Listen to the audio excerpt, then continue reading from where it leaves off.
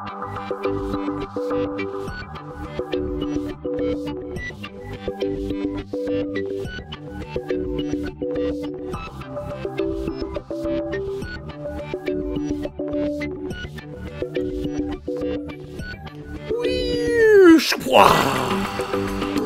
right. The new intro is not ready yet, but that's okay. It is episode number 31 of FinalBossTV, your WoW Endgame rating show. My name is Adam K, aka Bay, and I will be your host this evening. We're talking about mages, finally. Oh my goodness. I mean, everyone wants their own class, but finally, people have been yelling at us for a while. We got mages on. We have Vykina of Method and Cycobi, formerly of Scrubbusters. Loon is here. Please be gentle on our chat room today. And right now he's amused to death. We're going to talk about everything about mages in Mr. Pandaria. But first, of course, if you heard a little bit of the pre-show, she'll never be happy, I guess. She's wearing her glasses today, which I think she looks adorable. But, well, the co-host of FinalBossTV, Anna Phil's here. Hi, Anna. My glasses. Hey. Hi. I hate my glasses. It's not that I think they look bad. It's just that I feel half blind in glasses. I don't know how any of the rest of you guys survive with glasses on. Oh, really? I mean, I wear glasses every day of my life. I have really, really bad eyesight, and I have little tiny glasses, so I feel like the outside of my vision is like all blurry, and it curves. Really, anyone with really horrible vision knows what I'm talking about. Like your vision curves at the edge of the glasses because they're so Coke bottly. Ugh, I want my contacts back so I can feel like I can see again. Yeah. Complain, complain, complain. I know. We're opening the show with some Anna Rage. This is gonna be a good episode. Yes. Always. That's fine. This is good. And then, of course, joining us, I don't know if he's channeling his inner frag dance or not, or just because his camera's bad. Vykina from Method. Hello, sir. Thanks for being here. Hello. Nice to be here. Yep. I asked you before the show. You put a little bit of color back in it, but I don't know. It's doing something. It's fun. It's good. I think Frag will appreciate. Yeah. Why does he do it again? It's because with color he is just not pleasant to look at. Is that what I was told at BlizzCon? Yeah, I think so. I think that's the problem. That's the problem. And then, of course, joining us from over the pond. Thank you for being here, at Mr. Cycobi. Hello, sir. Hey, thanks for having me on the show. Yep. It was awesome to have you both on. I think we're trying to find guests for each show. It's always difficult to get two really great people, and you guys kind of embody back and forth the Mage community. So it should be good. All right. Well, starting us off, I'd like to, well, first I'd like to do something that we haven't done for a while on the show, and I want everyone to say what they've been up to lately. And I'll start with me, because I actually streamed for the first time last night, and it was really fun. I mean, I've streamed before, stuff on my channel, but by streaming I mean, like, playing a game, and I had a camera on, and I was kind of talking to the stream the whole time about what was going on, and it was really fun. So that's the exciting news in the life of Anna. But if you guys have been up to anything interesting lately, go ahead and let us know. I'll just say first, I've been busy as heck. I have 2 side projects going on behind the scenes right now. Nightbot's talking about one in chat, but I'm always working, so I don't know. But what about you? Vykina, how about you guys? Yeah. I'm moving apartments at the minute, so I've been getting ready for that. I'm going to be moving tomorrow morning pretty much, so just been busy packing and sorting out the new place and stuff. Exciting. And Sai?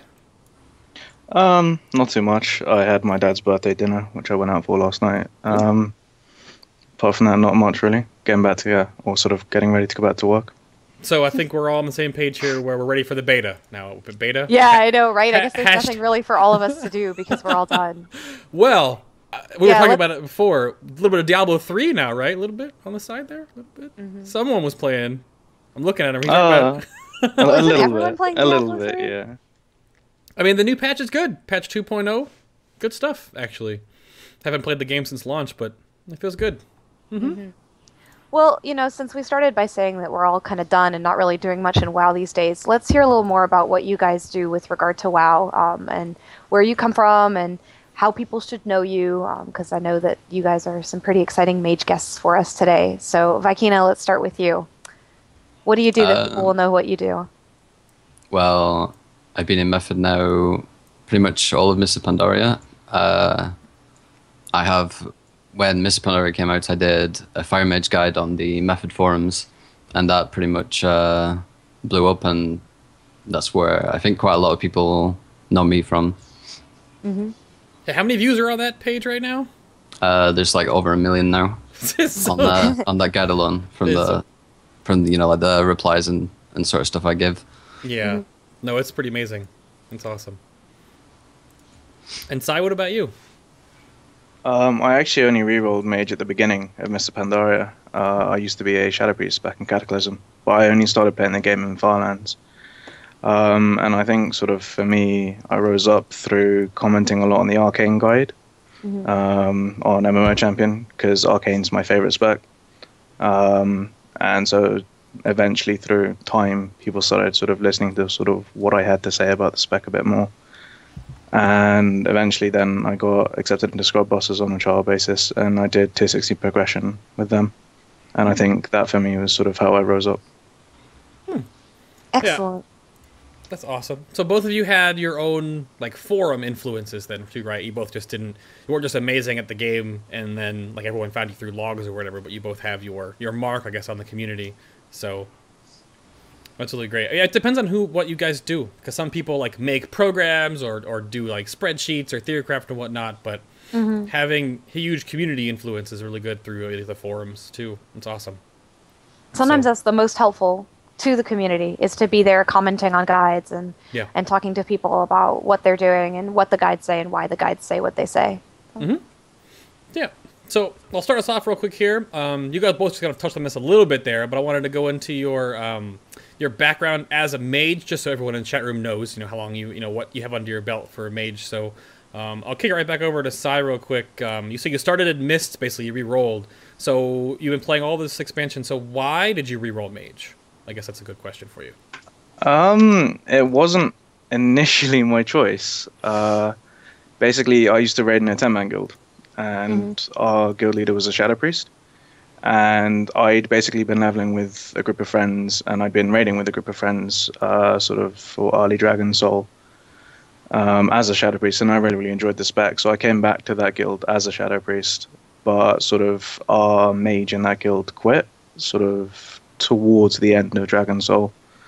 And back then I still am to an extent, but I was always about numbers, and I just loved doing lots of numbers. And so my ranged officer came and said to me, "Hey, you like numbers, do you want to play mage next expansion, because we won't really be having two Shadow Priests in a 10-man group."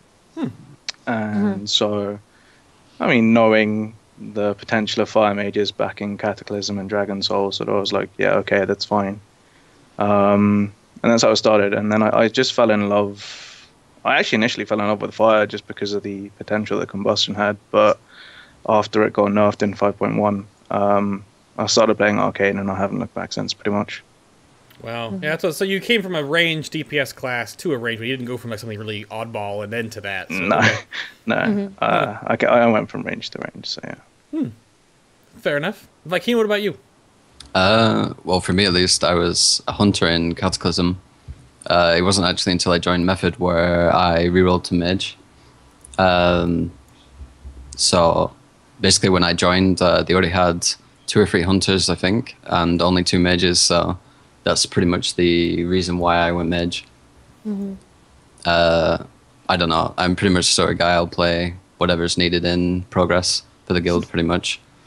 So do you have, with the whole Method like mentality right now, do you have other ranged DPS that you actually play to, or are you mostly your mage all the time then?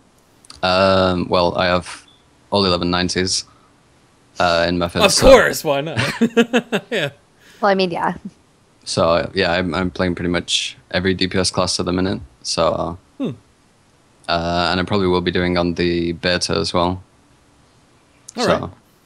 Like I do see my mage as a main, but if something else is really good in progress, or we like a certain class of progress, then I'd be happy to play that pretty much. No, it's interesting that you both kind of gravitated towards what's best for the raid with regard to why you picked your mage most recently. I was wondering, did you play any MMOs before WoW where you gravitated towards a ranged class, or is WoW basically your first MMO where you've done this kind of thing? For me at least, WoW was my first MMO, yeah. So, yeah. How about you, Sai? It's pretty much the same. I mean, I played a little RuneScape, but that's not really the same kind of deal. Not quite. No, I don't think that counts. No, okay. It doesn't count. So, yeah, WoW was pretty much my first MMO as well. Alrighty.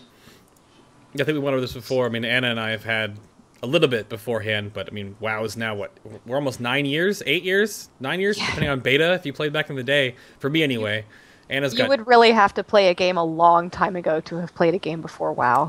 By this point. Yeah, at this point. Ugh, so weird.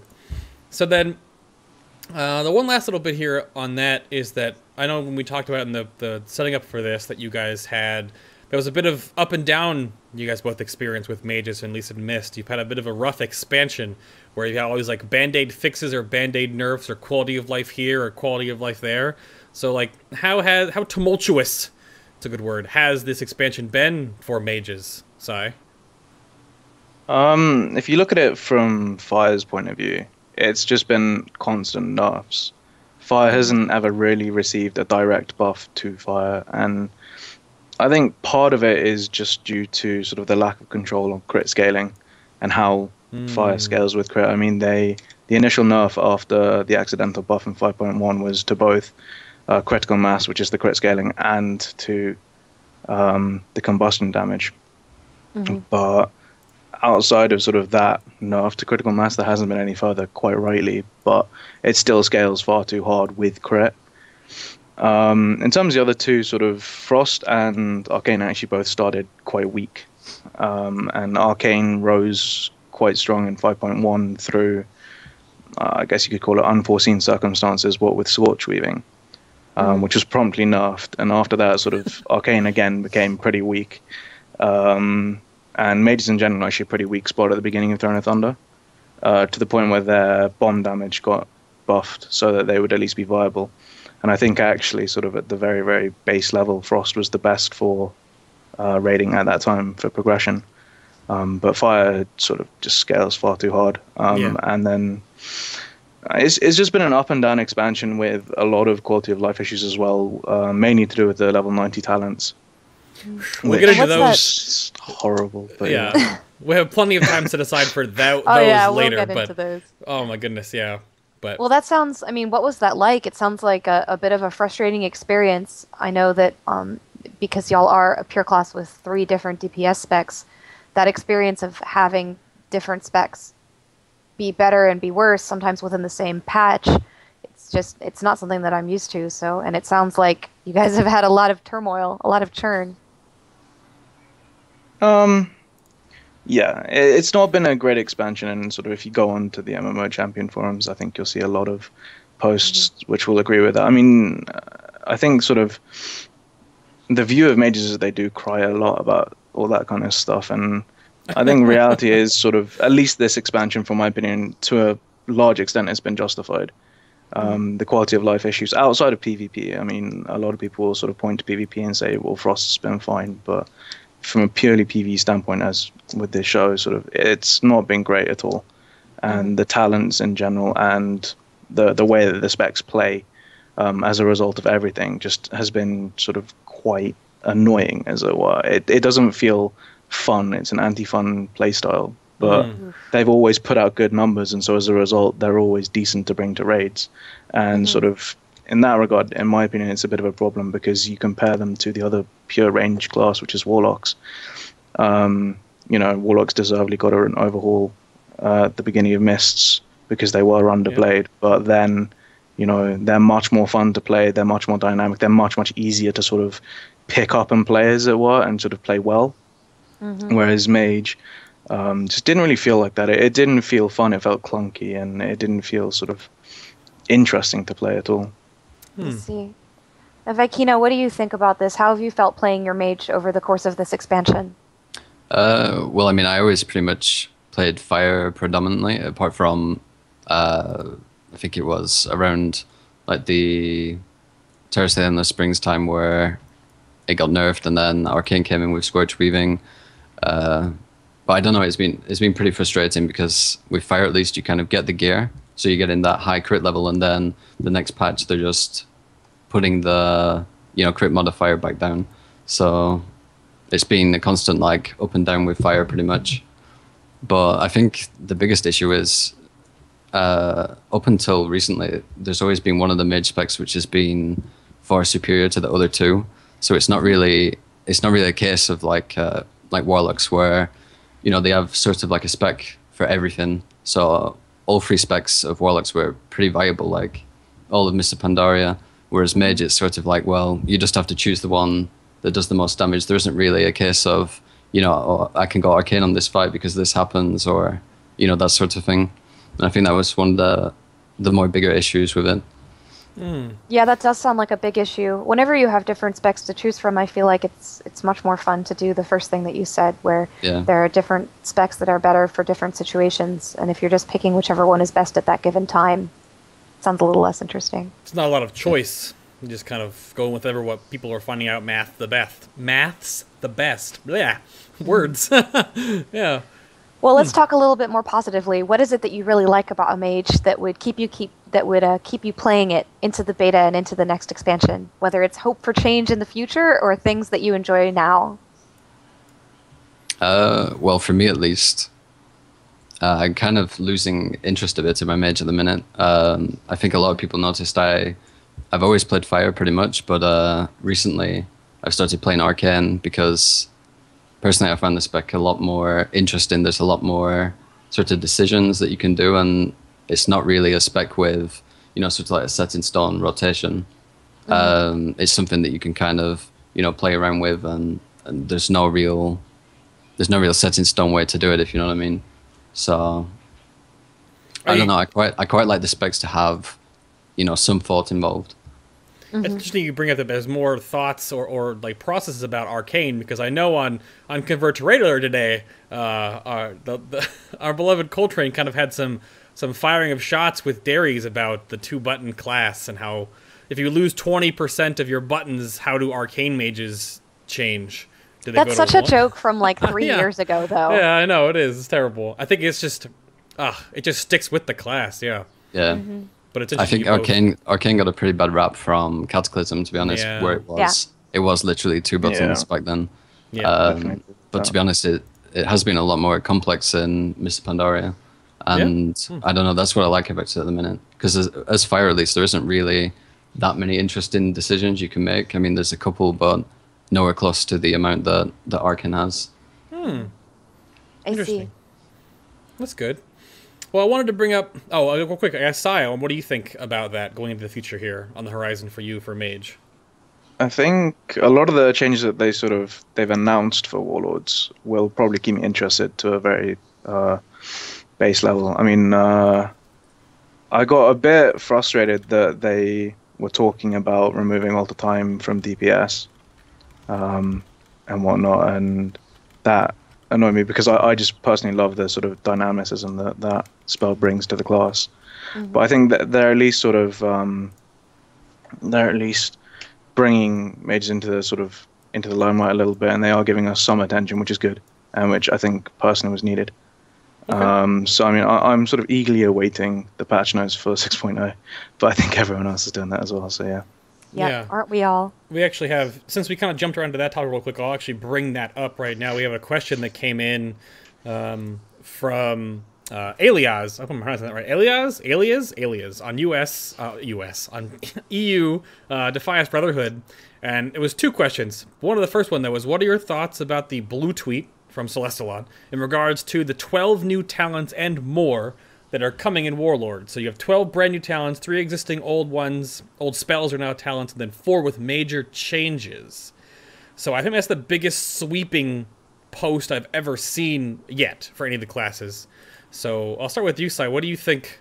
Is that just because the state of mages right now need that? Or is that too much? Or are you expecting a lot, that much? Just going to feel good for you guys? I think actually, honestly, for me personally, outside of the 90 talents, it didn't really matter too much, provided they did address those. I personally think our talents were actually quite good in the general term. I just think that they introduced the 90 talents pretty much to be a skill cap. And they did do that, but it just introduced anti-fun gameplay in general to mages. So I think, at least by admitting that they did screw up a little bit, and by going through revamps, and I mean, they're cleaning up our talent tiers as well. Yeah. They've announced that bombs are pretty much going to become 1 talent now. So I mean, by cleaning it up a bit and adding new talents, I think they are giving a lot of incentive for people to keep playing Mage, which is good. in my opinion. Okay. And what about you on the patch changes coming that we've been talking about, Vykina?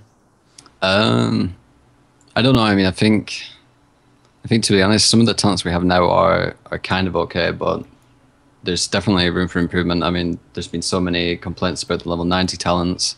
I think at least people will probably shoot me for this, but I think Rune of Power is actually in a good place at the minute, how it is now. Oh gosh. Maybe with another tweak or two, like maybe making it instant cast or something like, or removing the range requirement for it. I think it could be quite a good talent because it's something you have to kind of think about and plan around. But as for the other talents, I mean, you don't really swap them ever. Like each spec kind of has one talent that you go for, and you don't really deviate around it. The only exception is really the bomb tier, where you switch between like Living Bomb and Never Tempest, and aside from that, you're not really utilizing the other talents that much, to be honest. Yeah. So I think it's quite good that they're trying to address that. Yeah. And I guess to go off of that real quick too, before we switch back to Mage utility, Anna's favorite word. Yeah, my favorite word. So about the button bloat, what do you think, or what would you like to actually just lose from the Mage class in general, from any of the 3 specs? Like, what would you be like, I don't even miss it? Or what do you think is being rolled in together? Like, what do you go with you first? To be honest, I think the main thing, if they want to reduce bloat for individual specs, is removing all of the other spec spells. Like as fire, you get Ice Lance. Yeah. I mean, obviously you're not really going to use that as fire. And I think also as well, something else that should be like really toned down is our AoE spells, because at the minute every spec has access to everyone else's AoE spell. So as fire, you've got Blizzard, Arcane Explosion, Flame Strike, and even as all 3 specs, I mean, you're pretty much using the same AoE spell, because obviously they all do the same damage anyway. Yeah. There's no, So I think AoE spells is definitely something that they need to look at with Mage. I see. What about you, Cycobi? What do you think for a button bloat going into 6.0? Pretty much the same thing, actually. Yeah. It was actually a complaint with the Mage community. It became a complaint because whilst at the start of the expansion, everyone was like, oh, cool, we can deep freeze his fire and we can deep freeze his arcane. It was awesome fun back then. Sort of spec identity doesn't mean anything anymore, really, with mages. I mean, as Vykina said earlier, you're just playing whatever's OP. Whatever's going to perform best. And because of the fact that you have, Arcane Explosion, Blizzard, Flame Strike, all of that in all 3 specs, and you have a large array of spells from different schools in all 3 specs, it doesn't feel as if you're playing a different spec, really, because the sort of the basic simple rotation of react to proc, spam filler, keep bomb up, that describes every single mage class to obviously a very, very basic degree, but that's every single mage spec. Whereas if they removed some of the stuff, like, for example, improved Cone of Cold, one of the glyphs, that's pretty much taken by every single spec because of the power it holds with Cone of Cold. And, I mean, you can get some absolutely disgusting AoE combos with it, but if that was, say, Frost only and it was a Frost niche, then, Frost would be much more viable in a different situation compared to maybe Arcane or Fire. Whereas, by just melding all of them together, you just feel like you're playing a mage, not, a Fire mage or an Arcane mage or a Frost mage. You don't really distinguish between the specs beyond, the basic spells like Pyroblast or Arcane Blast or something like that. Yeah, I definitely feel like that's sort of a loss on the mage, because you talked about warlocks earlier, and each of the 3 warlock specs, you have a pet, or you sacrifice a pet, or you kind of work with it in tandem a little bit, but it's mostly about you. It's like they all feel different when you play them. But it sounds like as a mage, you still have all the spells a mage has, but you do more damage of this one class than the other 2. But yeah, if that could be tuned a lot better for warlords, that would be a good thing then. Both of you agree, yeah? Yeah, pretty much. All right, let's bring up utility now. I think that the long and short is, I put a lot on here, but I don't think there's a ton that has to be talked about. I think the biggest point of it is that I wanted to know if you've done anything that is outside of just turret and DPS this entire expansion. And yeah, that's... Well, the spell steal one is a really good point. Has there been anything that you've had to spell steal in the last, like, I don't know, 3 tiers? Because that used to be a thing, Yeah, it that used you to had be. to do in raids. Not really. I mean, aside from abuse, The there cheating was Garagel strat. the there was that one. Garagel, and Oh, I don't know. gosh. I mean, Maybe spoils a bit. I think that's what started though. I mean, people were starting to, spell steal powerful buffs, and then it breaks mage damage. So then they started saying, okay, well, you can steal it, but you're not going to get it. So now it seems like spell steal is just a purge, pretty much. So it's not really, Yeah. you're not really benefiting from that spell anymore.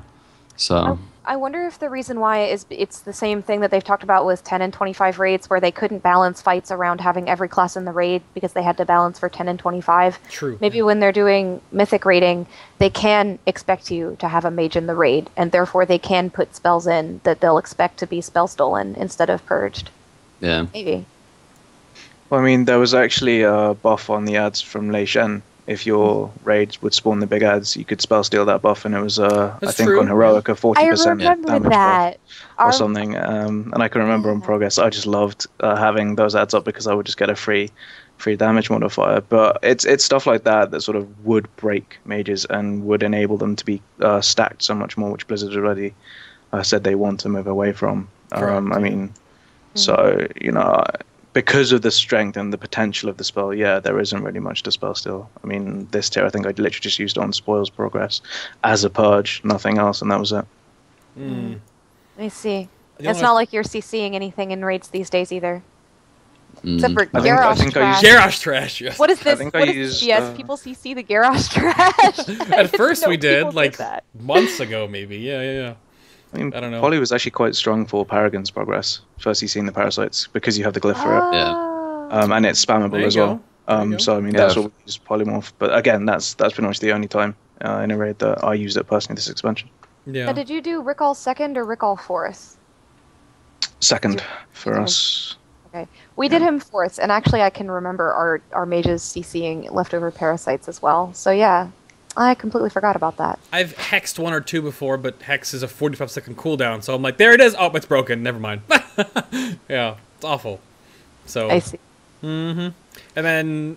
I mean, I guess you used Ring of Frost. I mean, if you're talking about CC, Will of the Imps Will was Emperor. where you had to pretty heavily CC all the way through. It was so long ago that most of us forget about it, but Yeah. no matter how you did that fight, there was CC involved.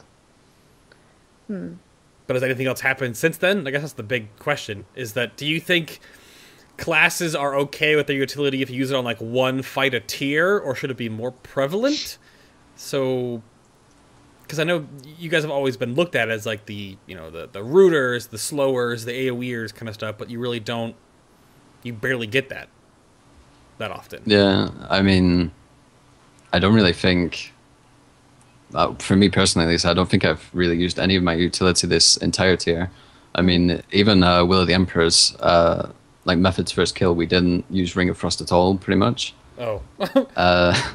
So, I don't know, like, I don't really feel our utility is particularly strong. I think the closest I came to doing any job was on Siegecrafter progress because we went for a strategy where we kill many mines. So Yeah. for I think probably around 20 of our pulls, I went Frost because Frost has really great like slow and ad control. So we had a small team put together who would go and kill the mines, but after a few pulls we realized, well, a Destro Warlock can do this much better than the Frost Mage, and they're also keeping up a lot more on the boss as well. So Yeah. I don't know, I kind of feel like Mage utility isn't really that strong at all, to be honest. And Well, when see, you now talk here's the about- loaded question. Do you think it should be stronger, or do you think that it's okay? Well, I don't know. I think I wouldn't, to be honest, like, even though I complain about it, I wouldn't really like us to have some sort of utility spell either. I think more than anything, other classes should be sort of losing some utility rather than giving classes that don't have it more. Okay, so we're on the same page. I like Yeah. you. You just got bonus Yeah. points. Yeah, exactly. Yeah. Anyway, go ahead, Sai. I interrupted you there. I'm sorry. Hey, it's fine. I think sort of a lot of people overlook the fact that mages bring a lot of personal utility to raids. And whilst personal utility is outdated in sort of a meta where raid utility is king, or with a Skullbound and a Stormlash, Warlocks bring God knows how many portals and how useful they have been this expansion and whatnot. But I mean, personal utility is still strong. Having mages able to cheese mechanics because they are strong personally. I mean, like Lei Shen, with these stacks, being able to blink in and out, and being able to use Alter Time, for example, to reset stacks on Raden, stuff like that. It's not amazing utility, and Ice Block, yeah. I mean, it's not amazing utility, and it's not something that gets remembered because it's one-off fights. But I mean, I'm definitely in agreement with Vykina here that I think it's more that classes should be losing utility rather than mages getting buffed. Because in terms of what we bring personally to a raid, it's absolutely fine. And adding, more raid utility on top of that would only make mages too strong, similar to what Warlocks have had this expansion. But yeah, I mean, Blizzard already said that they don't like what happened with Warlocks this expansion as well, so that's fine. Are you sure Blizzard thinks that? Because I'm pretty sure GC, before he left, had quoted that they actually oopsie-daisied on the expansion title. It's not Warlords, it's Warlocks, so I mean... And didn't Zelnath say after he left, like, well, sorry guys, I left Warlocks a little OP. That was kind of the idea. That's true, yeah. But I like that point about personal utility rather than raid utility, because mages do have a lot of personal utility, and we lose sight of that sometimes on the show when we talk about raid utility and and it generally just means raid cooldowns or DPS raid cooldowns. But that is a really big deal that you guys do have a lot of tools that you can use to deal with. I wouldn't even say cheese. I guess with Ice Block and Bubble we can cheese some mechanics, but to deal with mechanics and to be strategized around. And I guess I wanted to put this in. We put this in the show almost because of Sai asked for it. So I want to give you a little bit of time here to alter time soapbox, because I know you love it, and then apparently Vykina isn't a huge proponent of it the same way you are. So what is alter time, and why are you sad about it in going into Warlords here? In my personal opinion, and I'm pretty sure I'm one of the only people with this opinion in pretty much all of the Mage community. Yeah. But Alter Time is possibly the most broken spell in the game.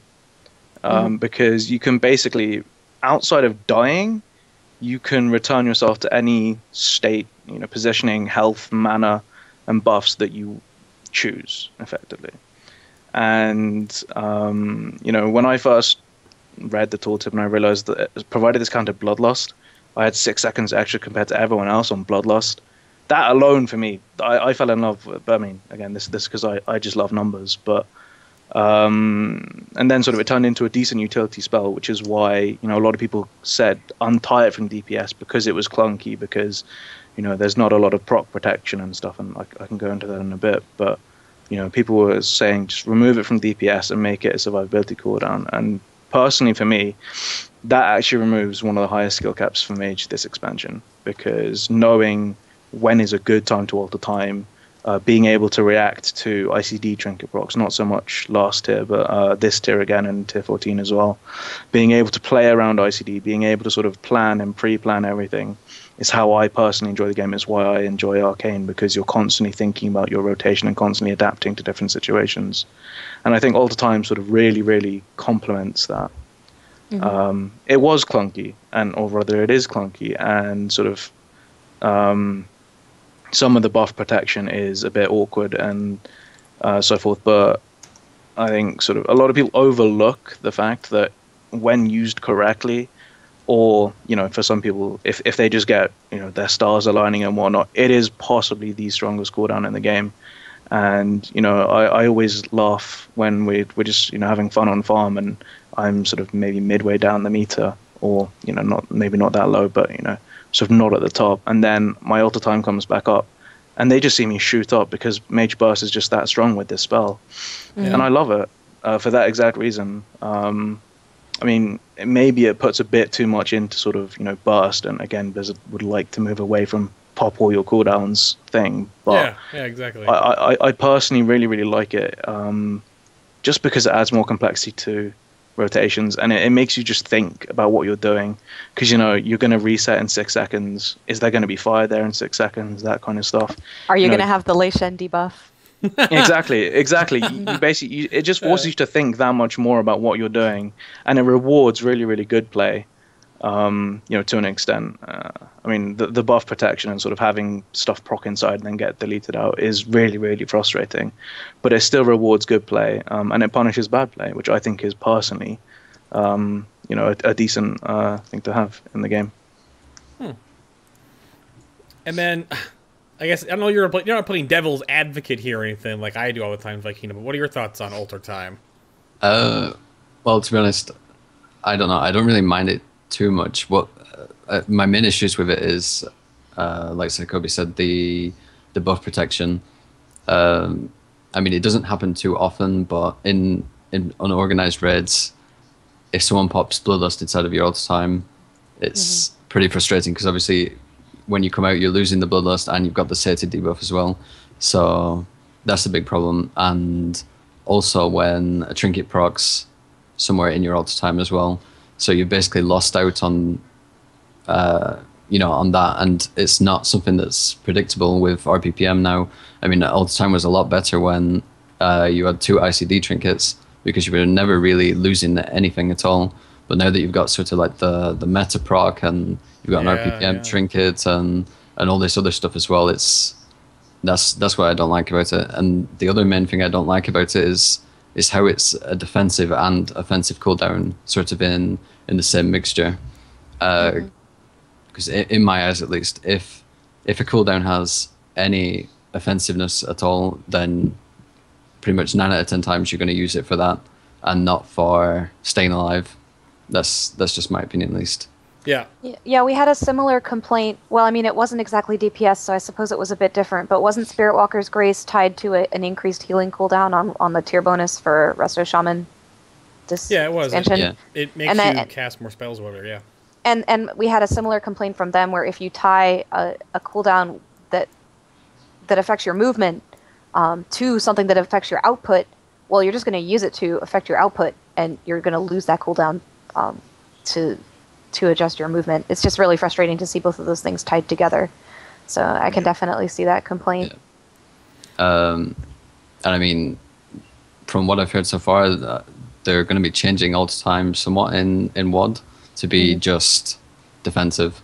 So, I mean, I don't know. Like, I do quite like the offensive side of Alter Time, and being able to duplicate your procs, and like Cycobi says, it does add some interesting and like thoughtful gameplay. But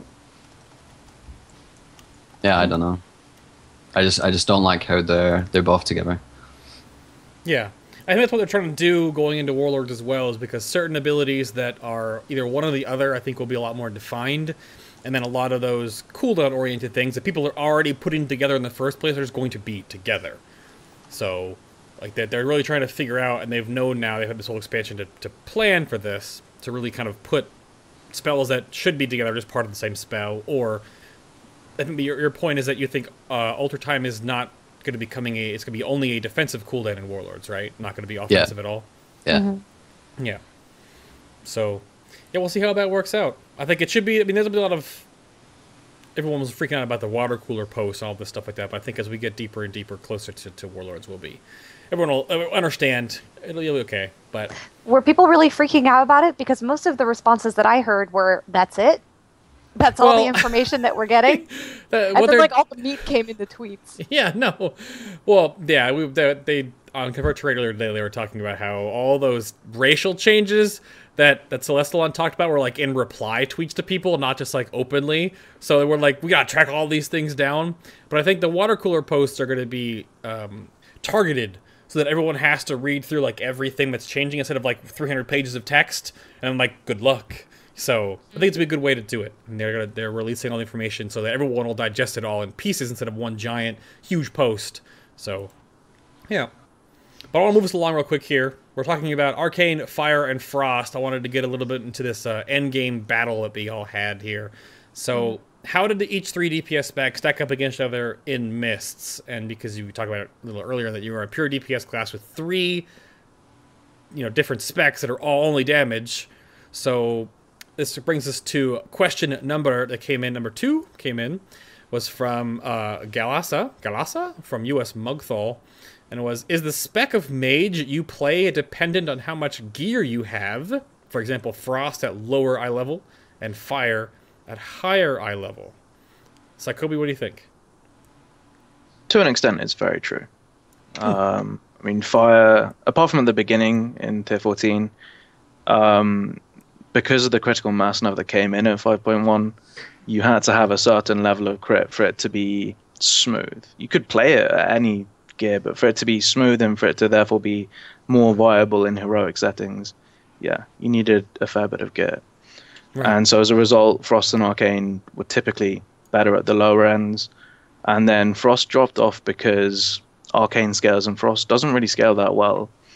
And sort of, with the exception of maybe this tier, you basically ended every tier playing Fire because Fire was strongest. Also maybe Tier 14 because Scorch Weaving.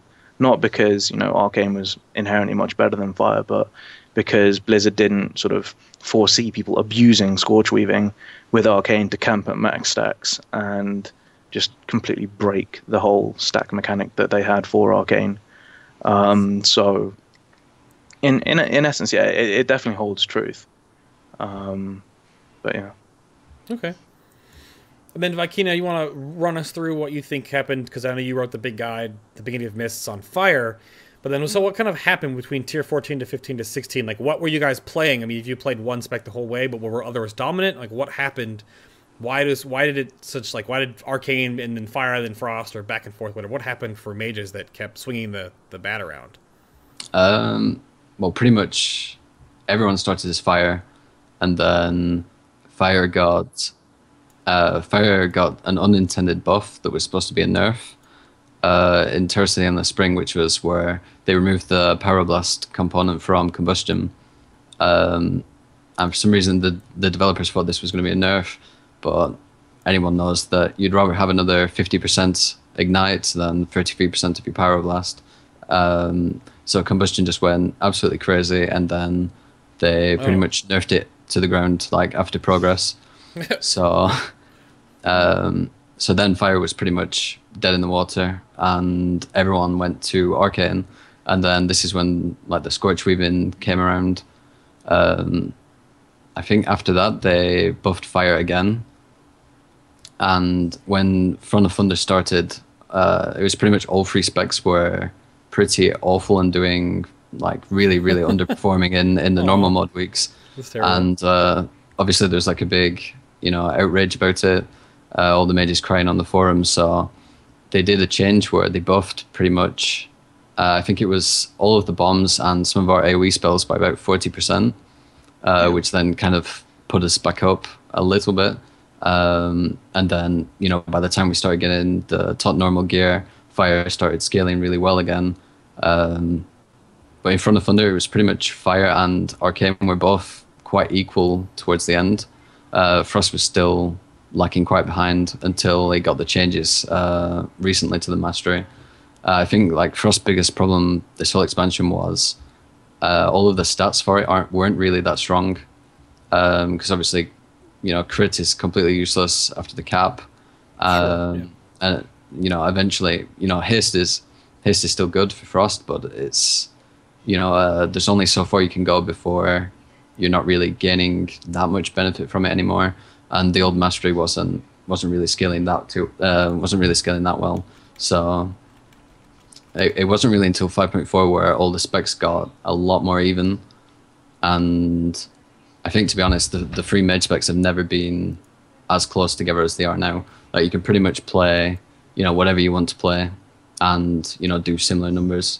Like, there's still quite a decent deviation in the damage of each spec, but they are close enough that you can comfortably play whatever you want in heroic progression. Mm-hmm. Well, I have kind of a follow-up question there, since both of you guys have spoken about just stats and how the levels of stats that you have access to have determined which of the specs you can play. A question came in chat a little earlier that said, do you think mages suffer from large scaling issues, larger gaps than other classes? or is this an amplified gap that isn't as realistic as the population seems to think?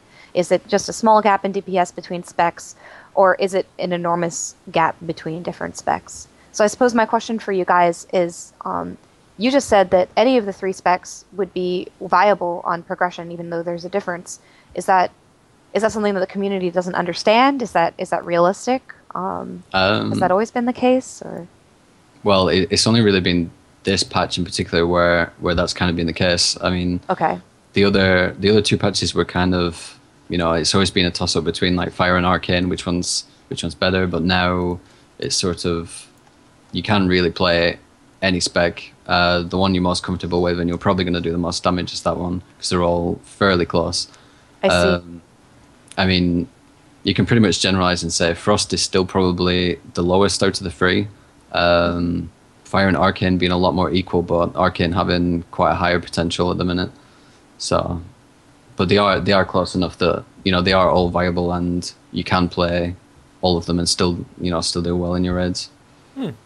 Well, that's really good to know, because I know we hear this scaling problem a lot when people are complaining about what they think is wrong with their class, and I've seen it with every class, and it's really easy to believe that that something is more broken than it really is. And if things have been bad all expansion, then it's probably good for people to hear that maybe the specs are a little bit closer right now than they have been in the past. And that question was from the Hyber, in chat.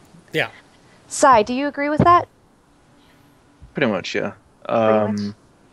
I mean, I know a lot of people argue that right now for progression, Arcane and Fire will be stronger, but I mean, I did, when I came back to Amused to Death, I did progression with a Frost Mage who didn't hold back the red whatsoever in terms of DPS. Mm-hmm.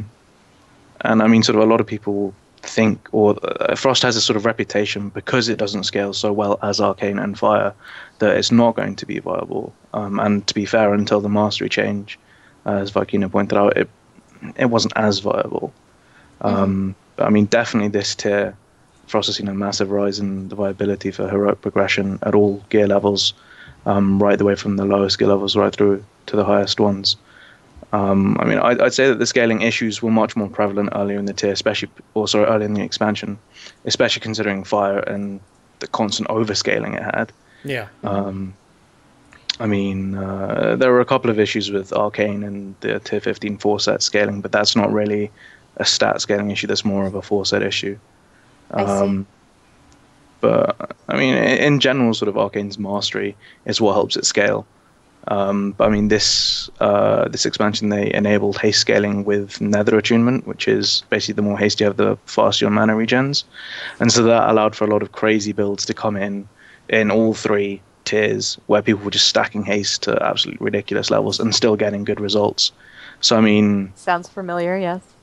Yeah. So I mean, the scaling, I think, in terms of what's been most sort of maybe the norm as well, has been Arcane, where it hasn't been over nerfed, it hasn't been over buffed or anything like that. It's just been very, very small tweaks, and so I think as a model that's been good.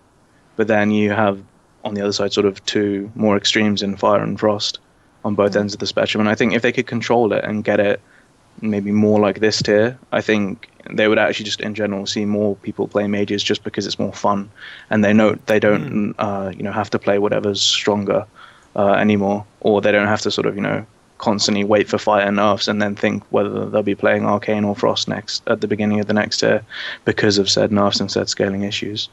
It definitely improved a lot this tier. That actually brings me right into the next question then. You touched on it briefly there, but we'll go into a little more detail. Another question came in from Narsha on Eud Emerald Dream, and wanted to know about, can you talk about the rise in viability of Frost in heroic raiding? Now, is that just because of the gear getting better, or because of the quality of life you've seen across the whole? I'll leave it with you, Sai. What do you think? I think the largest thing that's seen Frost come is the mastery change. I mean, before it was a mastery that was too strong in PvP and a mastery that was too weak in PvE, pretty much. And so, as a result, it just had so many balancing issues from a PvE perspective. But by changing to Icicles, they've changed a lot of how the spec mechanics work, and now Icicles actually form a huge percentage of your damage as Frost without you actually having to stack mastery. and it didn't completely fix Frost's scaling issues, but it definitely helped, and it has contributed hugely to Frost becoming more viable in raids, especially heroic raids as well. And I think sort of it's definitely been a good change, and it was a good step by Blizzard in that regard. Okay. And then off that, then I'm going to throw a question for you, Vykina. Do you think that because of how the numbers work with you guys, is there any way you could actually, like, are mages fight dependent? Did you ever switch specs based on an encounter, or did you just play whatever was the best for everything? Right? Well, it's pretty much like I said before. I mean, there isn't really an encounter where you'd think, you know, oh, I should go Arcane here because this happens. I mean, this tier was a little bit of an exception for me, at least, because in progress I did go Arcane for Galacras and Spoils, and also for some of our Garrosh progression as well. Oh, okay. But it's not really a case of because we needed DPS on this. It was just because I was thinking, okay, I can probably do more damage as this spec here. It's, I don't know. It's more a case of, for Mage, it seems like you pick the spec based on the damage you're going to do, and not because you're good at tackling something on the fight, if you know what I mean. Mm-hmm. Yeah. Because I think Warlocks, at least, they have quite a good toolkit for you know, every different situation. It's not really like Mage has that, and I think that's comes down to pretty much what we said before, where all three Mage specs are pretty similar in terms of you know, gameplay and the spells you're using. So yeah, I think that's where the problem comes from. Which, I guess I just don't know if that's just because the design of the class, but it doesn't feel like... I really wonder what Blizzard could do to make you more... to individualize a lot better. They did a great job with Warlocks. Obviously, they figured that out to some degree. You know, the Warlocks had a great feel with all the different 3 specs. But, yeah, Mages is kind of just like... You're still a Mage, no matter what spec you are. You just kind of have different colored spells, so... Now, we'll have to see how that changes going into Warlords. So, and I guess to just go back on that too is, Sai, you basically played Arcane this entire expansion, right? You didn't really flip-flop that much? I started off Fire until the expected 5.1 nerf, and again at the beginning of Throne of Thunder I was Fire as well, purely because it was just stronger than Arcane. I mean, the only exception really has actually been Tier 16, where, I mean, as Vykina pointed out earlier, pretty much whatever you're most comfortable on and sort of you know best, you will do more DPS with, and that's held true pretty much for this tier especially.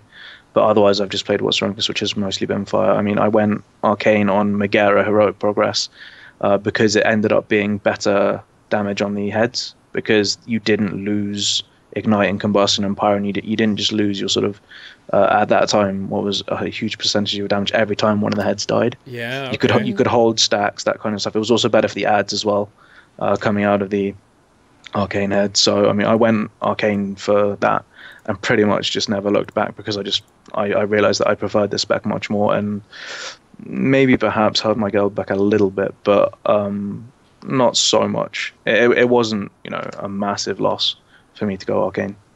Okay. Yeah. Anything else on all this stuff before we move on? A little bit of talking head me in a second here to talk about some stuff. I know we have like rotational stuff for each specs, I think, but we kind of went over it earlier that, you know, Arcane is not the easy mode. Is there anything that really separates the 3 specs on being different, other than, like, you know, filler, wait for your procs, and then blow cooldowns? Do you think? I think the only real difference is maybe Arcane, because it's sort of got a resource, well, 2 resource systems. Because obviously you've got the charges and also your mana, whereas the other 2 specs are just rotations. So I think that's the only sort of real difference. Arcane does kind of have a resource system, but kind of not really at the same time, because it's not really resource. But I think that's pretty much the only thing that's separating the specs at the minute. Otherwise, it's kind of like Hunter. You know, if you change spec, you can just, you know, drag Frostbolt and replace Fireball, and you know, you can, you know, you don't have to change much. You're just replacing, you know, your 2 or 3 core spells, and that's pretty much it. Yeah. Anything else on that, Si? About the same? About the same, pretty much. I mean, obviously it's not quite so simple, but you could do that and still pull relatively decent numbers. And I think, sort of, again, that's one of the major problems, that Fire and Frost don't really care about mana. Again, that ties in a bit with the 90 talents, but I mean, because mana is so much more important for Arcane, you're forced to think about it so much more. Yeah. Sort of, because they have to interact with that. I think that in a way took away from the gameplay of Fire and Frost a little bit, because you don't have to think about your mana. You just think, I spam this button, as soon as X procs I can hit X, kind of thing. Whereas Arcane, you're forced to think much more and much more dynamically about how you're playing. But yeah, I think we've kind of drilled that point in throughout just how you guys have spoken about the 3 specs right now, is that you're still a mage, obviously, but there's not a lot of individualism feeling if you're a Frost mage, Arcane mage, or Fire mage. Nothing really separates them. So I guess we'll hope for the changes you guys are talking about and all of the different stuff coming for you guys in Warlords. But yeah, I'm going to take a minute real quick here to tell you all about some awesome communities that are behind the scenes a little bit more than you might not have heard of, and that we work with in the show. And the first one, of course, is the always prevalent, very awesome, a new post went up today about raiding outside of the box. If you guys heard about manaflask.com, you guys go check that out. Suni of Method actually had multiple posts recently about different ways to heal and approaching healing this whole tier. I think 4, I believe, or in total 4 or 5 or 12. I have no idea. A ton of them. But Manaflask does news posts. There's us. They've got streamers. They're both German and English. They've got the VODs down here on the corner as well. They have their own show additionally.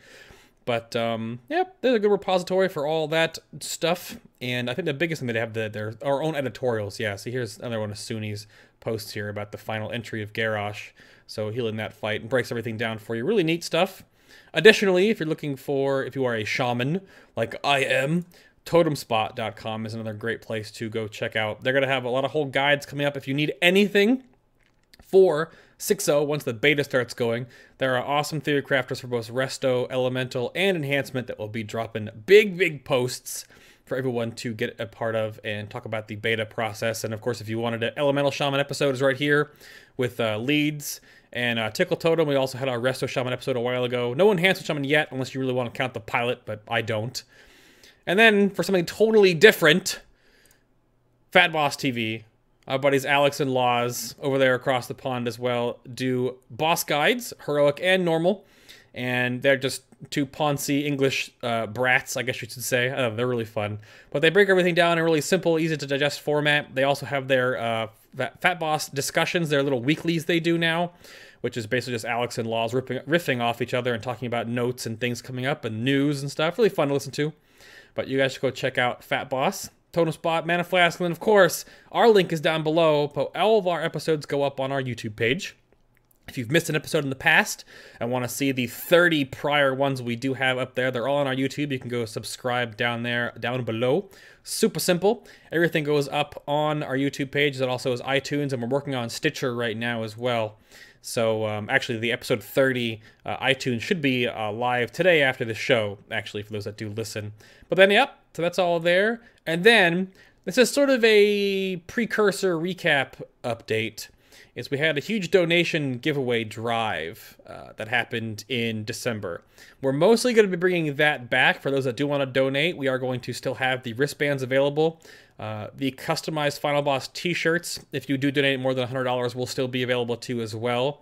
We're just going to have a different mailing schedule on those because we had a whole lot that I basically had to do with almost myself. We have our graphic designer also helped me with a whole bunch of things as well. But so we're still going to have this mostly the same when it comes back up. The page will be live shortly if you guys want to help us out with the show. We're going to be having a whole bunch of upgrades coming soon. Anna's getting a new mic. I'm getting new hardware. We're getting a new software to run the show on, all because you guys helped us out so much. So upgrades still coming on the way. And then if you do want to help us even more and get, our Final Boss wristbands or our awesome t-shirts, you can do that when they become live again. And I'm trying to give Anna enough time because she was She was starting her oven. I think she's good to go now. Anna, you back? I'm sorry. I thought you were going to take longer than No, that. you're good. No, I did. I was stalling. I was stalling for you. I was waiting for you to come back. That's I fine. had to warm my coffee up. Oh, perfect. Yeah, seriously. That's good. I'm back. That's good. Yep. So now I wanted to get into more of the nitty-gritty. For pure DPS class episodes, we like to break down every talent tier, and then, of course, the conversations that go along with it. So we're going to go back and forth here, and I actually do not have this pulled up. So, Anna, you can go with the tier 15, I guess, so the level 15, and we'll go from there. Oh, yes, the level 15 talents, sorry. Yeah, so we're going to talk good. about Presence of Mind, Blazing Speed, and Ice Flows. So you guys need to let us know which one you use, whether any of them are really boring, whether this tier sucks or whether it's really cool, etc. Mm-hmm. Let's start with you, Vykina. This is pretty much a tier where you only really have one option for each spec. Fire, this entire expansion has always used Presence of Mind, just because obviously it's aiding in getting the pyros out in your opener pretty much, and also just keeping up some consistency with your ignites every 90 seconds, pretty much. Ice flows used to be a little bit different, but now it's pretty much your only choice as Arcane, at least. Some people do like to play with Blazing Speed, but in my opinion, playing Arcane with Blazing Speed at the minute is pretty much the lazy option, because Ice flows is... Sai's laughing. Is that confirmed? Confirmed? It is confirmed, yes. Oh, okay. I used to actually argue that Blazing Speed was better, and actually if you go to the Arcane guide, you'll find that I've actually recommended using Blazing Speed on pretty much everything. But after having gotten used to Ice Flows and giving it the chance that it pretty much deserved after the buff, it's so much better. And it prevents Arcane from being that turret that everyone sort of thinks it is. And to be fair, to an extent it is, but Ice Flows at least prevents it and helps it out a lot. Okay. I mean, I wasn't really too confused looking through this tier. I think it's interesting that Anna and I can both contribute to this. I don't think we really have tons of different choices in our talents that were like really different. But you have like a movement speed one, a pseudo movement speed cooldown, and then you have an instant cast. So they're all about moving and casting, but I guess they're so different that I guess really, like you said, one is for each spec, sort of, right? Yeah. I mean, the biggest problem with Presence of Mind is that Frost and Arcane, they don't really have long cast time spells. Yeah. So it makes it, I mean, shortening like a 1.5 second cast to 1 second every 90 seconds is really nothing. So it's pretty much a worthless talent. Whereas for Fire, obviously, is kind of okay because you can get that. You can do a Pyroblast and it's contributing to other sources of your damage as well. So I don't know. The level 15 tier is pretty flawed, to be honest. Good. Well, fair enough. Let's talk about the level 30 tier then. Y'all have Temporal Shield, Flame Glow, and Ice Barrier. Is this an interesting tier, or is this a boring one? Also boring. Also boring. Sad, boring, sad yeah. but true. This is like your damage absorb tier, basically, right? Like everything is about remove. And this one, and we'll jump ahead, but your 60 is the same, but we'll keep on 30 right now. So yeah. What can you tell me about? I mean, Well, you said it's boring. Which one do you pick? Yeah, exactly. Yeah. Because I'm not a mage, so I don't know. You got to explain this to me. I've got 5 alts, but a mage isn't one of them. Yeah, at the minute you pretty much always take Temporal Shield because they recently buffed it, and it's also a passive 15% damage reduction now as well. So it's just so powerful that there really isn't many situations where you wouldn't take it. Pretty much the only time you're going to spec out of Temporal Shield is if there's a one-shot ability where you'd want to take Ice Barrier to absorb like big damage up front, pretty much. Mm-hmm. Okay. And Flame Glow, to be honest, is also pretty weak. I mean, the only time you could probably even consider taking Flame Glow is if there's a fight with like constant low ticking damage, something like Will of the Emperor Heroic. You'd probably Aura consider bosses. taking it. Yeah. But even then, it's it's probably not going to outweigh Temporal Shield, to be honest. Yeah, and level 30 stuff. Actually, I have a question here. I'll direct this question then at Sai. It pretty much sums up this whole thing. It came in from Craftful on EU Kazakh. And it says, for both mages, but we'll have Sai go for it. Which of the level 30 tier talents do you think are better, depending on the encounter? Do they ever actually really change, or are you pretty much Temporal Shield all the time? Sai? Pretty much what Vykina said, to be honest. Oh. I mean, Temporal Shield was buffed because you basically could take Ice Barrow and everything, and Ice Barrow was too strong. But they kind of overbuffed it now. I personally thought the Temporal Shield was quite strong, mainly just because it was off the GCD, and being able to heal up damage that you were taking, provided you didn't die, was really, really strong in my opinion. It obviously helps your healers out. But now adding in a 15% damage sort of decrease to that, it's just like, nah, you don't take anything else really. You don't take anything else? Yeah, I think that's what I forgot really is to mention as well, is the Temporal Shield is also off the GCD, whereas Ice Barrier costs a GCD. So by taking Temporal Shield as well, it's not only is it the strongest, but it's also the least damage loss as well. So in my opinion, that the entire 30 tier is also pretty unbalanced, to be honest. That also makes it seem like it harkens back to your original talk when a defensive cooldown can also be used defensively. In this case, the Temporal Shield does not steal damage from you. Yeah. Then that seems like a better option. Those precious GCDs. Yeah, exactly. I mean, as a caster, every GCD you don't cast is no damage, opposed to us, Anna. We could auto-attack for victory. Oh, yeah, but I still complain whenever somebody asks me to use a precious GCD for something, like... bopping or something? Yeah, bop or Hand of Sack, like, terrible. No, I don't complain, I just do it. Anyway, let's talk about level 45. Yep. Ring of Frost, Ice Ward, and Frostjaw. I know we've seen Ring of Frost used. But has this been a choice at all? Has it been interesting? I think the only time I took Frostjaw was actually again Paragon's Heroic, and that was to get a deep freeze stun on the Bloods, which I mean that was actually pointed out to me. I thought that was actually quite an inventive use of Frostjaw to get the freeze debuff onto these ads. Outside of because they couldn't be frozen otherwise, pretty much like they wouldn't react to Nova, but the Frostjaw debuff allowed them to be deep frozen, which I thought was quite cool. But I mean, Ice Ward's a really, really cool concept ability, but in sort of practice, it just didn't really work out at all. I think I tried using it in tier 14 on Elegon to help our tanks pick up the ads in the down phase, and we ended up killing half our ranged because when they're rooted, they'll just melee the closest thing. Oh no! So yeah, you just it's pretty much just Ring of Frost, and then in the one case this entire expansion you take Frostjaw, so it's a pretty boring tier again, really. Yeah, fair enough. Again, this feels like to me when I look through talent trees, I thought each talent tier was supposed to have like a thematic point to it, and it has that with these three, but the way that, I don't know, I guess when they all become so different, then usually one will always be better. Because then they're so niche. I guess the whole point was that they wanted them to be, you can switch around based on the fights and whatnot, but yeah, I don't know. Because we talked about your utility earlier and how you haven't really done much of this at least tier 16. So, that's silly. Hopefully I mean, you guys are getting 17 different talent switches, so we'll see what happens, but yeah.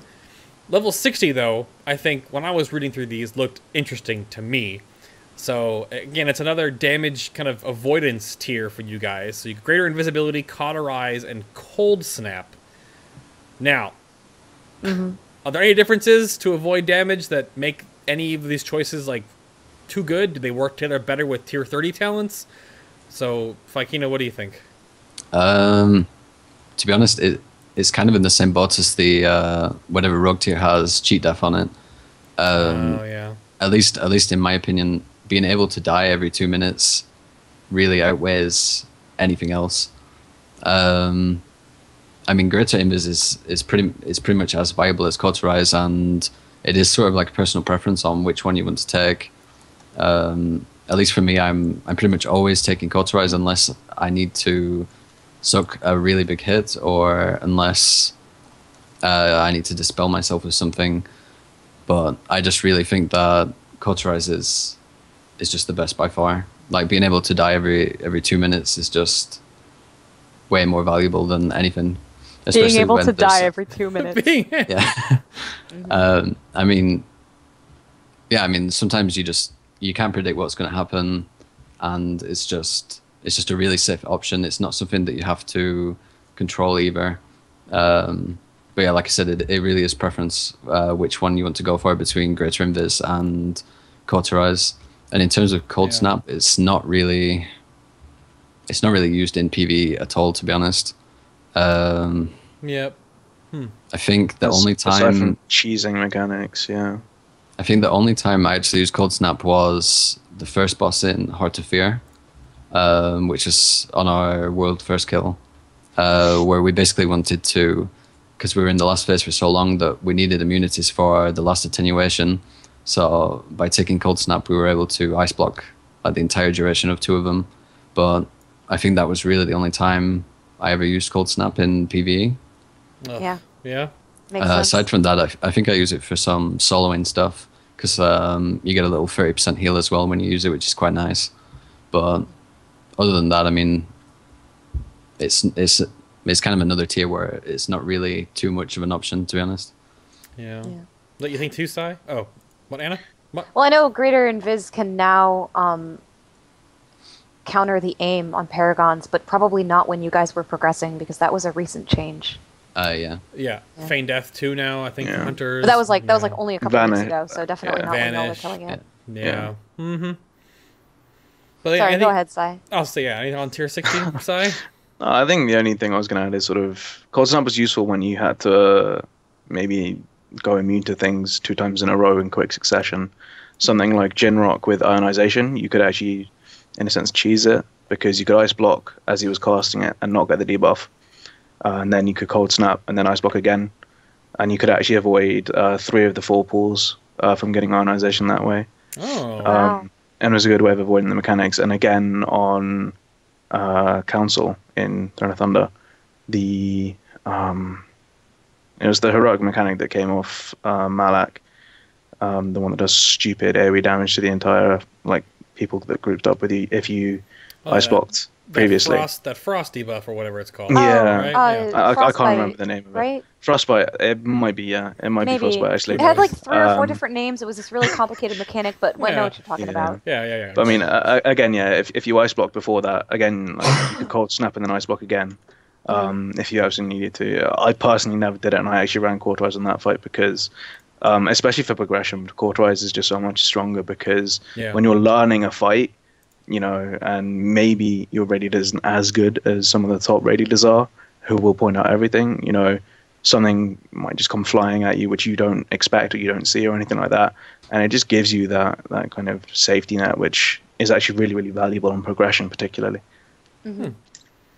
Yeah, I think that a lot of people undervalue survivability talents like that. It brings me back to that question at BlizzCon a long time ago where someone was like, oh, that's just a PvP talent. Why do we have access to that? No, I mean, being able to survive every 2 minutes, get an extra life is incredibly powerful. And it's the same argument for taking, I think, Purgatory for a DK. It's a very powerful thing to just extend, because you'll kill the boss on the 200th pull, but there's 199 pulls before that where everyone's going to die. So you might as well live as long as you can. Yep, that's true. So I think the one thing that stuck out to me when I was looking over your talent tier is that every class, I think, is structured a little differently on when they get DPS-oriented talents. But then for mages, you literally don't get them until 75 and 90.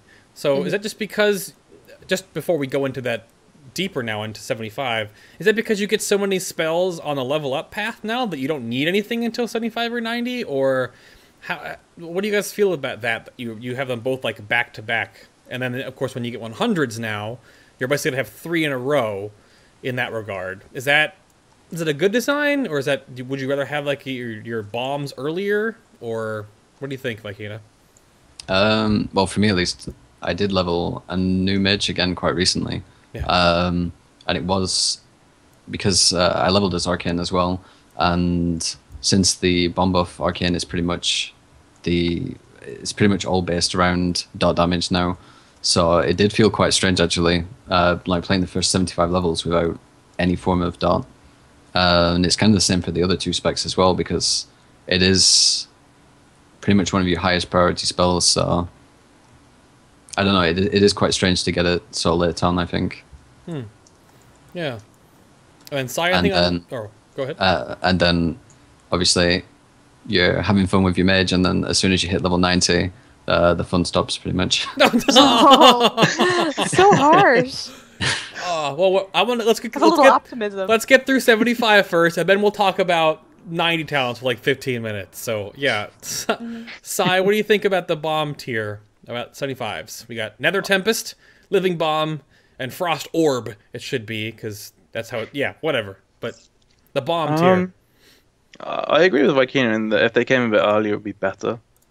I mean, I think the reason why they don't come early is because you get access to the different schools, as we've talked about quite extensively, and so sort of being able to get so many new spells at, up until that point, they probably just didn't feel the need to add bombs in until that point. But having them earlier would have definitely been more fun, especially, as Vykina said, going with Arcane when you have Nether Tempest doing something like 40% of your damage on a multi-dot fight, because it's just obscenely broken right now. It is part of the fun, and so I can imagine leveling a new mage not having that would probably frustrate me a little bit. So it could have been a little bit earlier. I mean, Shamans get theirs at 60, for example. Their major one, like Echo the Elements and whatnot. And I mean, that's when instances start to become a bit more fun, because stuff doesn't get like insta-gibbed by people with heirlooms and whatnot. So you actually get a bit more time, like a little bit more time. So I think maybe having moved that up a bit would have been better. But I mean, it's all hindsight now anyway. Yeah. No, exactly. I think though, I mean, Celeston tweeted that mages will no longer multi-dot in Warlords of Draenor as well. So maybe it's actually not so bad where the bomb tier will be now. With that change going through in Warlords of Draenor. Yeah, indeed. Yeah, I think it was part of one of our questions earlier. Is it part of this one? No, this one. It came from Alias. Is Pyro Dot going to be the only form of multi-dotting for fire in the future? Now, I think that rings true to everything. Is that you guys are just losing your warlock side of being a mage and putting up a bomb on everything that moves for some reason. So yeah. Yeah. I think it's Pyro and Ignite. I'm not 100% sure. Yeah, okay. There you go. I think it's just it's the fire spread mechanic. Whatever can normally be spread by Fire's Inferno Blast, I think will be able to be spread next expansion. I mean, that's how I understood the tweet when it came out. Okay. Yeah. Well, then back to 75 talents, though. Because these are all DPS oriented, is one better than the other? Do you actually switch it based on your spec? Does Fire take Living Bomb? Does Arcane take Nether Tempest? And does Frost Bomb go to Frost? Or is it interminglable? Like, is one just like not good as the other? What's the math behind them? For Fire, well, pretty much for all the specs, to be honest, it's kind of your choice is kind of based on the encounter. For Arcane, it's a little bit different, because obviously your bombs do a lot more damage. So I'm trying to think of an example. For Nourishing, for example, as Arcane, you're going to want to take Nether Tempest just to basically dot every single small ad in existence. Whereas Fire, you're not really, because the ads don't really last that long, and also because Nether Tempest does less damage as Fire, it's not actually worth taking Nether Tempest there, and you'd rather take Living Bomb for the single target damage. So it is kind of, your choice is kind of based on the encounter somewhat, and then also a tiny little bit based on your spec as well. And then there's Frost Bomb, which is just I don't know. It's just not good. Is that what we're about to say? Is that the? It's not really that it's not good. It's that it's really clunky to use. Yeah. Because the problem is the more haste you get, the more you have to cast it. As well as the fact that it has a cast time, it can only go on one mob. The biggest problem with Frostbomb for fire at least, is the Pyromaniac debuff, which is increasing your like cast time spells on the target. So when you've got Frostbomb, you can only have it on one target. So then, I don't know, it's just a really clunky spell to play with. Yeah. Yeah. Well, fair enough then. What about you on that 75 tier? And I know you're enjoying chat room right now a little bit too much. No, it's okay. It's totally fine. But Sai, real quick on the 75 talents, and then we'll get into the amazing 90 talents. Yeah. I think actually sort of a lot of people overlook Living Bomb because they see Nether Tempest and they see Cleave and they think, you know, it must be strong. But Living Bomb, especially for single target and therefore arguably for progression, Living Bomb's actually really, really strong. And as well as that, sort of in mass AoE situations where you'd think that Nether Tempest would be amazing, it's actually really crap compared to Living Bomb. Because Living Bomb still has the explosion component, and so dotting up 3 ads with Living Bomb and relying on the explosion is really, really good. Especially as Arcane. And so it actually frees up more globals to do it with Living Bomb and then focus on your, you know, improved Cone of Cold or your Arcane Explosion. So I actually, for the most of this tier, on progression at least, I was actually taking Living Bomb because Nether Tempest, it's more of a pad spell, at least for Arcane, because any useless damage, especially on, I mean, this is very progression centric, but any pad damage is just pretty much useless. And Nether Tempest has a lot of useless damage because it's a random target that'll cleave, not a specific target. So I mean, unless you're going to gain massively on the main target from the cleaves, which, you know, has been mathed out to sort of fade off at about 4 targets, it's not really worth it anymore. It's great for padding though. Oh, it's so much fun to pad with. It's so much fun to pad with. Yeah, I'm sure mages and warlocks and hunters know tons about padding this expansion. Okay. All right. We've come this far. We talked about it at the beginning of the show, and now we're finally here at level 90 talents. It's finally that time. Level 90 talents. Invocation, Rune of Power, and Encanter's Award. Now, remember, it's Rune of GG. That's there on purpose. Rune of GG. Sorry, excuse me. Rune of GG. So silly. I missed the tooltip change in the last patch. Yes, it's okay. That's fair enough. I don't know who wants to talk about this first. I think Vykina loves this tier, so... Let's give it to Vykina first. Yeah. Let's talk about this tier. What do you like about it? What do you not like about it? Originally, I liked absolutely nothing about it. Well, yeah, that was definitely my impression from y'all's discussion earlier. At least at the start of MOP, Invocation was horrible. It was like a 6-second base cast time, which later got changed down to 3. 6-second cast time. Yeah. That is a long cast. And my goodness. Also as well, I think it didn't used to be a minute duration either. It was only 40 seconds. So every 40 seconds you were stopping and casting a 6-second channel to keep your damage increase up. And obviously, a lot of the time you had to cancel it because a lot can happen in that 6 seconds. So yeah, I don't know. It's still a maintenance buff as well, and yeah, it's pretty boring in general. It's a channeled hunger for blood for mages. Yeah. I mean, they did say that they wanted to get rid of, you know, these boring talents that were just, you know, cast this and you get more damage. So, I don't know. I think that's one of the talents that's probably going to be going with what he said in the recent tweet. Yeah. It was kind of the same with Rune of Power. The start it had pretty big issues. Because it wasn't until quite recently where they buffed the range in which you could stand in it,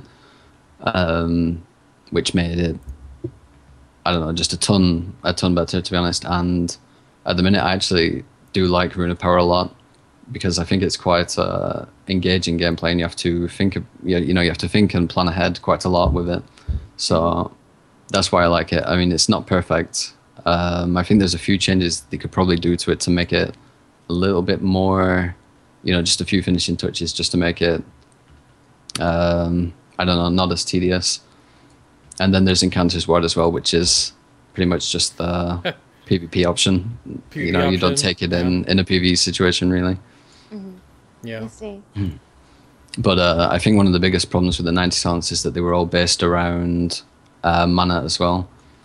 and also that they're completely flawed as well because they're so mana based, and because rune is so tedious to use. I mean, you're pretty much always using Invocation as Fire and Frost, and as Arcane you take Rune because obviously you want the steady mana increase and not sort of a mana increase, after a set amount of time. I see. Yeah. What about you, Sai? I don't know if Vykina just destroyed this tier, but anything else about that? He hit the nail on the head. I mean, one thing he actually forgot is that at the start as well, Invocation had a 10-second cooldown on Evocation. So basically, if you screwed up because your 6-second channel, you have to move because obviously prio, surviving over your damage increase, you had to wait 10 seconds to do then another 6-second channel. And it was at the point where when I was playing Fire, I actually just went Incanter's Ward because it was just much easier to use. You lost damage from doing it, but the reality was, in terms of progression rating where survivability is king, Incanter's Ward basically put you at less risk. And then when I started using Arcane, I hadn't sort of experienced Rune of Power until I started playing with Arcane, and it's just horrible when it's this little circle. I mean, this is before this patch, but it's this little circle that's literally maybe a yard wider than your character. So to do anything literally outside of taking a step to maybe cancel a cast, if that's what you do to cancel your casts, you had to recast it. And it just became such an annoying maintenance buff to constantly have to then place at your feet with a reticule as well, and it's tiny and everything, and it was just so clunky. And I can actually remember on Ironcon Progress, actually again going for Incanter's Ward, because there was a bit more consistent damage to be able to proc the extra damage on Incanter's Ward, so I can remember doing that. And then they nerfed Incanter's Ward because it was too strong for PvP, and they brought in the quality of life changes for Invocation. And a lot of people actually at that time seriously considered going Invocation for Arcane and just going back to the old kata style of burn, evocate up, burn, evocate up again. But they really screwed that up by making it interact with charges. And so basically you'd have to use your Arcane charges to get to full mana each time. And so basically they forced Arcane into Rune of Power. And when it's still this tiny little circle, it was just so frustrating. And especially on a fight like Lei Shen where you're constantly moving. Yeah. I can remember, I think my binding for Rune of Power actually nearly broke because I had to press it so much more on other fights. And I mean, it's ironic because you'd think I'd be spamming Arcane Blast much more, but Rune of Power is actually the binding that nearly broke. But I think they definitely did a lot of good work this tier with buffing Rune of Power, and as Vykina said, I think it's only a small tweak or two from being a very, very good talent actually. I mean, now that you've got a much sort of more wider area to move about, you can dodge mechanics while still being in your rune, so it's not as punishing, but it still rewards good play and good pre-positioning and good pre-thinking and all that kind of stuff. So as it stands right now, it's a good talent in my opinion. Yeah, and I think a lot of people actually disagree with us on that, and that's like both Vykina and myself, but I think we both agree that it's in a good place. And yeah. Why do you think people may disagree with you? I mean, I wonder if it's just some people complain about things that aren't fun to play, and some people complain about things that are just inconveniencing them in any way possible.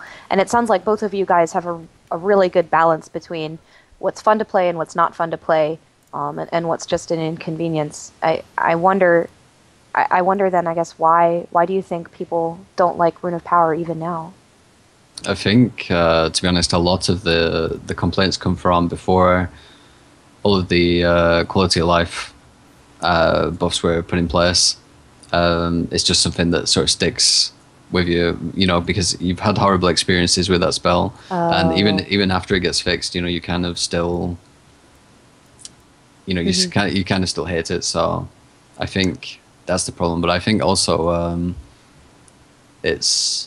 I don't know. It depends what you enjoy with your gameplay. Like I enjoy Rune of Power because it puts some thought to the spec, in my opinion, and some planning. Whereas some people might just think, oh, I can't move around freely because of this talent, and they don't enjoy it because of that. So yeah, I can see that. Yeah, Yeah, I think your points are really good, especially the first one. Like, if you've had really bad experiences with that talent, well, we're all, like, all of us here and probably all of our viewers watch the changes really closely, just because of the kind of player we are. If you're watching a show about raiding, then you probably watch the game changes very closely from patch to patch. But the vast majority of people who play maybe don't do that as much. So if they have this bad experience with a spell, you know, it's not going to be completely obvious to them when changes happen and when it's less bad as it was before. Perhaps. Yeah, I think that's something that I was looking at in these, is that you have like a maintenance, again, like the hunger for blood for mages. Then you have a forethought positional drop, stand near, you know, rune, and then you have to really get the benefit of Encounter's Word all the way, you have to absorb with it. So you have to pop the shield on absorbing, you know, damage when it's going to happen, and it's a 25-second cooldown. So really, to do it properly, you got to like absorb stuff on cooldown, because the passive is not the best part of it. So it all feels like these help you mage, but they all also stop you from being a mage, because you just can't throw spells out all the time. You're always constantly looking at your maintenance buffs, which we know rogues in chat right now loved Hunger for Blood, didn't you? So I think that sort of mechanic is either loved or hated, basically. There's no other way around it. So yeah, pretty much. We'll have to see. I mean, again, it goes back to what you guys talked about earlier, and you've got so many changes coming to your talents. I would love to, when we finally get those water coolers from Blizzard, on how much is changing for you guys. Because everyone keep wanting to ask about level 100 talents. Now, just to quell all this, we're not going to talk about speculatory stuff on Final Boss, because it's not concrete yet. So the level 100 talents, until they're like on the beta, and we can actually talk about beta coverage, sure. But right now, we're all just going like, but at BlizzCon they showed this, or on those the press junket videos they showed this. They could not even be real yet. And not all the talents at BlizzCon were real talents, right? They were put there for feedback on purpose. So we're not going to talk about that on the show. We want to give you guys real information and concrete stuff. So that's why we don't talk about level 100 stuff. But when we get more information, of course, we'll revisit that stuff now. But it really feels like you guys have, and that the tweet that Celestalon put out is justified. They may just do need some talent tree loving. So hopefully that gives you all you guys need. And of course, if you guys are both on the beta, I'm sure you both will be giving the feedback that they want. So yeah. But I guess anything else before we get out of here? I think before we if we go to the after show, I don't know if we really skipped. Well, we should really give these guys a chance to sort of soapbox one last time about what they want the mage community to take away from what they've been discussing, just maybe a tip in general, or something to keep in mind right now. What would what's the last thing that you want the mage community to hear from you on this show before we head out for the day? Start with you, Vykina. I think for me at least, I get asked so many times every day which spec someone should play. I'm this item level with these trinkets and this gear, what spec should I play? And I think, to be honest, the answer now is whatever spec you're most comfortable with. Like I said earlier, I mean, all three mage specs have never really been this close in terms of DPS, so I think pretty much it's pretty safe to say whatever spec you enjoy the most, or whatever you find most comfortable, you're probably going to do the most damage with now. I see. So I think that's probably the best tip, and what's gonna clear my inbox as well. Okay. Alrighty. And Sai, what about you? Anything else for them? Actually, pretty much the same. What a lot of people sort of who like to min-max and like their numbers, what they don't seem to realize, especially about mages right now in this tier, is that just by playing what you enjoy, you'll get more into the spec in general. I mean, it's the same. It's basically what happened with me in Arcane. Like, the only reason I can play Arcane so much better than Fire or Frost is because I enjoy it so much more. I'm more motivated to look into sort of new rotations and stuff like that. And so I think sort of just being able to enjoy the game, because ultimately that's what the game's about, is definitely your highest priority as a mage right now, because you'll just play better because of it. Okay. It's a great way to end, yeah. No, absolutely. So, I think it's button pressing time. However, if you guys do have questions for our guests, as per every episode, we will be back in a little bit for the after show. If you have questions, you can tweet at us. You can send us a link down below. The button's right down there to ask a boss, or you can ask us in chat. And we're going to take a little bit of a break here, and we will come back. But first, thank you very much again to our awesome guest, Cycobi, formerly of Scrubbusters and now of Amused to Death. Thank you, sir. Thank you very much for having me. Yep, you can go find him more on twitch.tv over at his live stream at Cycobi. Super difficult, I know. Super, super difficult. Also, again, I don't know if he was channeling his inner Frag dance or not. I think Frag had a kick out of it in chat. Vykina of Method is over there on Twitter at VykinaMMO. Thank you, sir. Yep, thanks for having me. It was awesome. And you have your website with all the other stuff on it too, right? That's on your Twitter? Yeah, it is. Okay. Perfect. And then, I love the co-host Glass-wearing this time, Annaphil. She's over on Twitter as well. And back from skiing, joining you guys again. I know I got a bunch of messages about being gone last week. Y'all made me feel real missed. Thank you. Well, I think it was back and forth. People were asking for Brutal or Riot, or people asking Anna or Riot, so that's fun. Oh yeah, no, people loved last week's episode, believe me. But it's definitely nice to be back. We were glad you are back. And then, of course, there's me. You can find me over on twitch.tv, BayTLM, when I'm outside of the raid scene stuff. And if you guys are wondering about MoltenCoins again in chat, those are our currency you guys get for watching the show. For giveaways, we had our first giveaways last week. We had 2 of the WoW mounts. So those happen every other week, something like that. But I wish I had names for you. We're still trying to work on that, unless Anna has one for me, because next week, at 1 p.m. PST, 4 EST, 10 CET for episode 32 of Final Boss, we have Retribution Paladins. So do we have a confirm on one of the guests? We're still working on the other one, but do Still we have... working on it. Okay. Still working on it? All right, so we'll get back to you guys. Follow us on Twitter and Facebook for the update on who we're going to have on next week for Ret Paladins. And the week after that, I can't tell you yet, but it's going to be pretty special.